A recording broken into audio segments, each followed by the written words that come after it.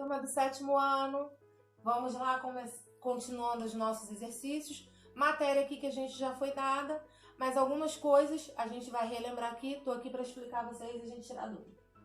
No número 1 aqui, eu estou trabalhando com vocês os verbos no present tense. O que é o present tense? É o presente, verbo no presente. Verbos como verbos de ação, como correr, pular, cantar, brincar. Não podem esquecer, estudar, né, gente? Vocês estão estudando, né?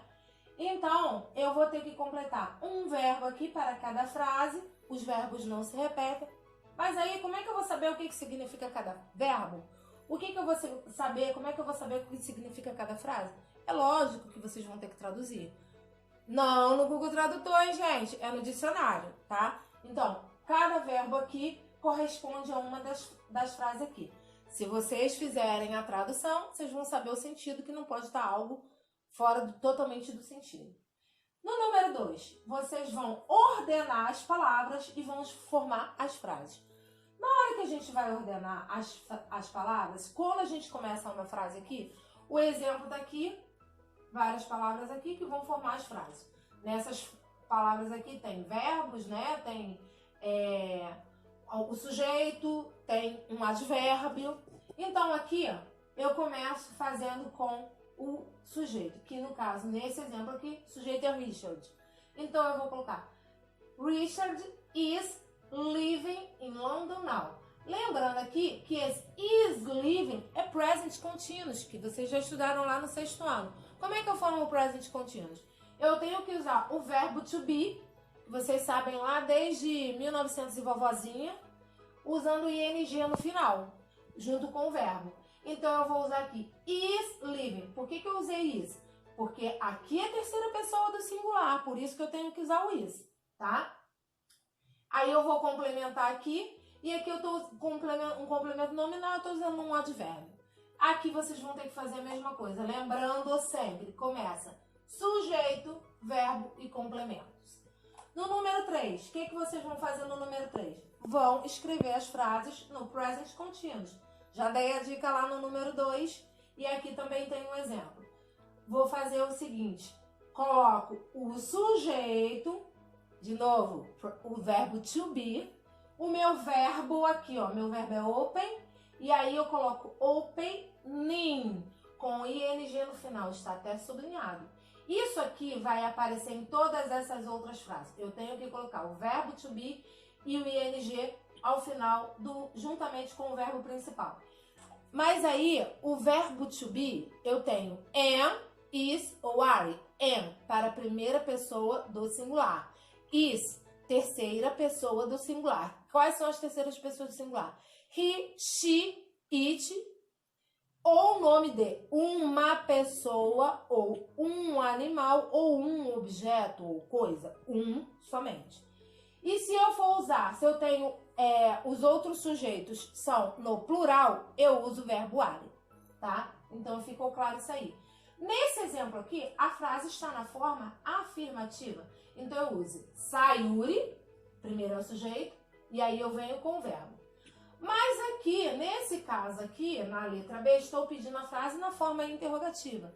O que eu tenho que fazer? Eu vou colocar o verbo primeiro, e aqui no caso, eu vou colocar o verbo que seria is ou are, o que seja. Vai vir aqui depois. Your father, no caso seria aqui o verbo is, né, gente? Is your father. Aí eu vou colocar o play, que é o verbo principal. Não posso esquecer aqui o nosso amigo aqui, ing, que é o present continuo. E, ao final, ponto de interrogação, hein, gente? Tá? Na forma negativa, eu vou continuar com a estrutura aqui. O sujeito em primeiro lugar, coloco o verbo to be, acrescento o not. Antes de eu colocar o verbo principal, vai ficar o sujeito, o verbo to be, o not, que significa negativo, e o verbo principal. Número 4. Vamos lá para o número 4, é o verbo can ou can't. Lembrando aí, can ou can't, eu posso. Não, eu posso, Deus está pedindo alguém, eu posso ir ao banheiro, eu posso. É o verbo can, no sentido de posse, de você ter habilidade para fazer aquela ação. Então, aqui, Can, afirmativo, can't, negativo. As indicações estão aqui, ou quando que eu vou usar afirmativo e quando que eu vou usar negativo, tá? Lembrando que ele vem sempre após o sujeito. Número 5, gente, os possessivos adjetivos. O que são os possessivos adjetivos? Possessivos adjetivos indica posse, possessivo, posse, adjetivos possessivos. Então, vocês têm aí como consultar aí na página da apostila de vocês, que é no caso na página 6, né?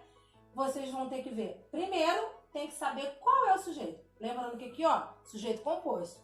Leo and I, né? Então, Leo e eu. Então, tem que ver. Se é eu e mais alguém, somos nós. Tem que ver lá qual é o que se corresponde a ele. Lá na página 6, tá, gente? Possessivos adjetivos. Número 6, write in English. Vocês vão escrever estes esportes em inglês. Como que eu vou saber? Dicionário, gente. Dicionário tá aí pra isso. Não é o Google Tradutor, não, tá? Número 7. Vai traduzir as frases e completar com os subjects. O que são os subjects? São as disciplinas que vocês estudam na escola, que vocês adoram estudar. Então, aqui, sabendo que, como já pedi primeiro, né? Traduzir a frase. Traduzindo a frase, vocês vão saber em que matéria está se referindo. E coloca a matéria ali escrita em inglês, lógico. Número 8, vai reescrever as frases colocando. Primeiro vai escrever na forma negativa, depois a mesma frase escreve na forma interrogativa. Cada uma dessas vocês vão ter que escrever na forma negativa e interrogativa. Lembrando que aqui a gente está usando o verbo can, que eu expliquei para vocês lá no outro exercício. Como é que é o verbo can na forma negativa? Então aqui vai ficar can't. Lembra lá no exercício, lá no outro exercício tem. I can't speak English. Somente isso. E na forma interrogativa, como é que eu faço? É o mesmo processo quando é com o verbo to be. Eu vou, ó, só fazer isso, ó. Vou colocar o can aqui e o sujeito depois, repito a frase e ponto de interrogação no final. Se é interrogativa, tem que ter ponto de interrogação.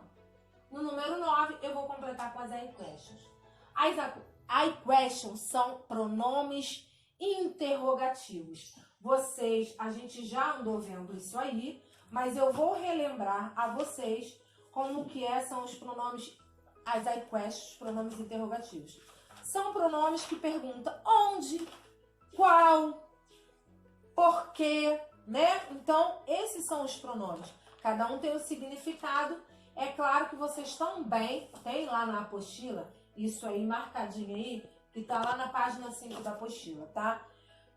O I significa por quê? Porque pergunta. Se eu tenho because, é porque, mas é porque resposta. É igual em português, a gente tem porque separado, pergunta. Porque junto, resposta. Então, no inglês a gente também tem essa diferença. O I, porque pergunta, né? Porque para pergunta. E because eu tenho porque para resposta. Então, fica até uma dicasinha aí. Se tiver because na resposta, vocês têm que usar o I, que é o porquê. Eu tenho outro pronome interrogativo aí que vocês, bem facinho de ver, né? De lembrar. What, que significa qual. Porque a gente pergunta assim, what is your name? Quando a gente pergunta qual é o seu nome. Então, tá fácil de fazer. Saber aí. Where significa onde. É um lugar. Então, eu tô me referindo a um lugar. Então, na minha pergunta, a minha resposta, automaticamente, eu tenho que estar me referindo a um lugar. E who? Eu pergunto quem. Quem está aqui? Quem chegou? Quem foi ao parque, né? Então, vocês vão ver lá na apostila, na página 5, e vão terminar de responder isso aí. Até a próxima, gente!